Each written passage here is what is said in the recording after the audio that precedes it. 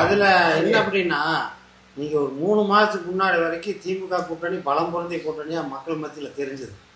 எல்லாம் பயங்கர 21 கட்சி கூட்டணி, 27 கட்சி கூட்டணி, அப்படி ஒவ்வொரு வேறு கட்சியில் இழுத்துட்டு கொண்டு வந்தான். இது கடைசியாக ஆக என்னாச்சு, அவங்களுக்குள்ள பல பிரச்சனை உருவாகுச்சு. இவங்க பிரச்சனை இருந்தவங்கெல்லாம் டக்குன்னு சுமூகமாகி கூட்டணி உடன்பாடு சத்தமெல்லாம் பண்ணிட்டாங்க. மடமடன்னு வேட்பாளர் தேர்வுக்கு போயாச்சு, பிரச்சாரத்துக்கு போயாச்சு.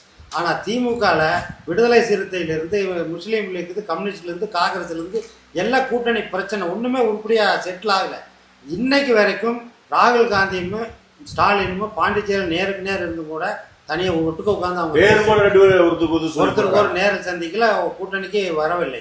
இன்னைக்கு வரைக்கும் தமிழ்நாட்டில் வரவே இல்லை. ராகுல் காந்தி கம்யூனிஸ்ட்கார் வரல, காங்கிரஸ்கார் வரல, எல்லாம் அவங்க வெறுப்போடி கிடக்கிறான். இப்போ உள்ளூர்காரன் வெளியூர்காரன் வேட்பாளர் பணம் கொடுத்த வேட்பாளரை போட்டு திமுகவில் சுத்தமாக சொடங்கி போய் கிடக்குது. காங்கிரஸ் கம்யூனிஸ்ட்டு யாரும் இது இல்லை. ஆனால் இப்போ அண்ணா திராவிட முன்னேற்ற கழகம் என்டிஏ கூட்டணி மிகப்பெரிய அளவில் பிரச்சாரம் ஈடுபடுது. ஆனால் இவர் ஸ்டாலின் பொறுத்தளவு என்ன சொல்கிறாரு, எடப்பாடி ஸ்டாலின் எடுத்தால் 1000 கொடுத்தா 2000 கொடுத்தா. இவர் செஞ்ச சாதனை பணம் கொடுத்தத. இன்றைக்கி வரைக்கும் வழியெல்லாம் பணத்தை கொடுத்தோன்னு நாட்டுக்கு எதுவும் பண்ணல. 5.5 லட்சம் கோடி கடன் என்ன பண்ண, 150% வரி வட்டியெல்லாம் போய் வச்சு பண்ண. நீ வாழ்க்கையிலேயே எனக்கு தெரிஞ்சு வரி கட்டாமல் இருக்கிறவங்களுக்கு பெனால்ட்டி போட்டு இந்த கவர்மெண்ட் தான். இன்றைக்கி வரைக்கும் எந்த கவர்மெண்ட்டும் போட்டதில்லை.